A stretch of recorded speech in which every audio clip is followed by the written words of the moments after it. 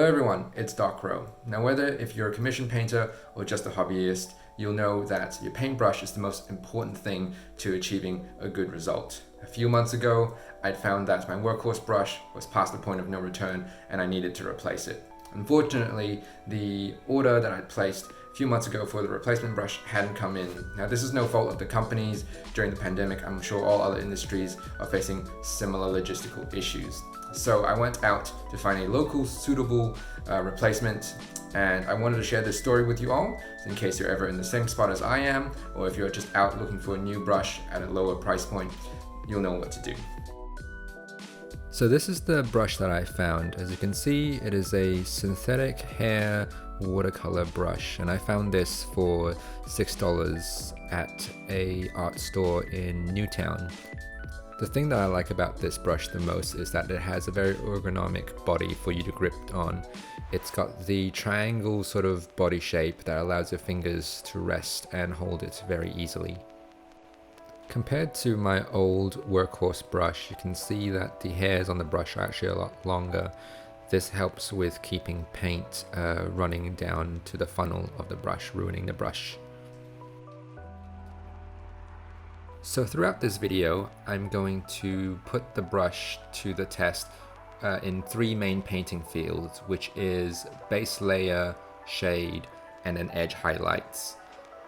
I'm going to be doing this by painting a Death Company Dreadnought, but what I'll show on this video is just the painting of one arm.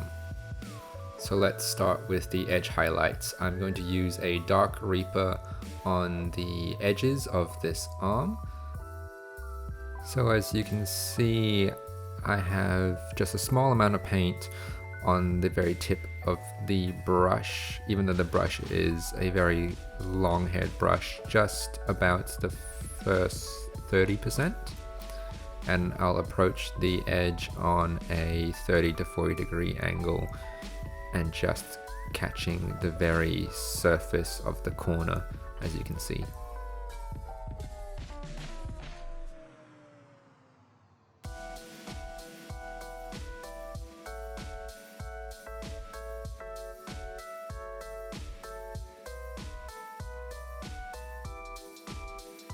At this point, I'm pretty happy with how the brush is performing.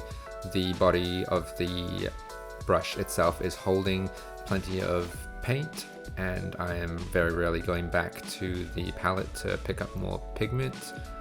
And with the flatter highlight of that line, the brush didn't split, and I managed to achieve a pretty thin line right across.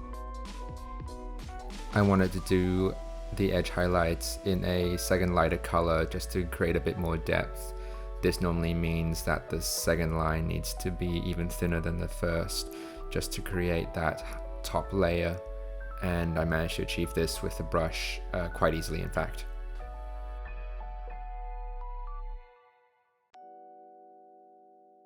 Now moving on to layering, I'm going to use the Lead Belcher Silver to apply some flat silver colors to the gears and the pipes of the Dreadnought arm. You can see that the brush holds quite a good bit of pigment at the tip, so I should be able to get a good bit of coverage before having to return back to the palette.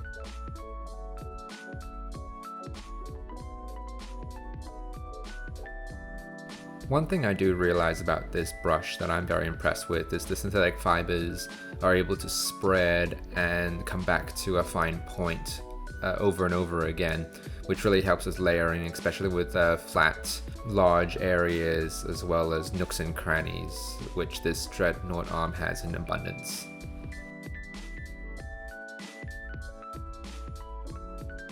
The final thing we're testing with the brush is its capacity to shade.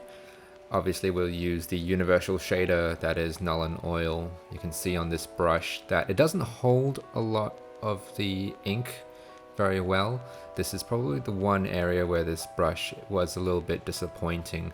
I found myself going back to the pot quite often, even after just a small area, and it was a little bit frustrating, but we had to find a fault somewhere.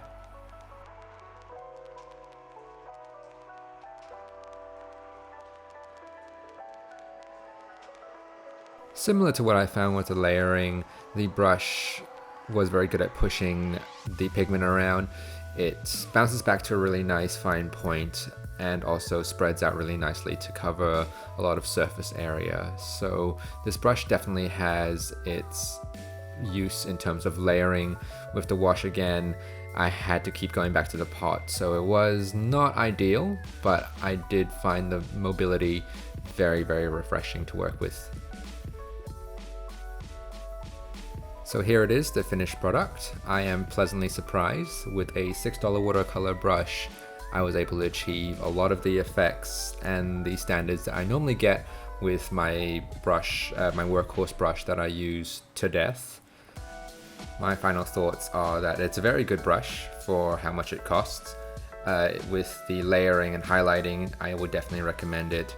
The shading is obviously where it falls short, but even then I do have shading brushes that I use rather than my standard brushes anyway. I highly recommend, if you're in need for a brush desperately, to sort this one out at any art store you can find, and happy painting.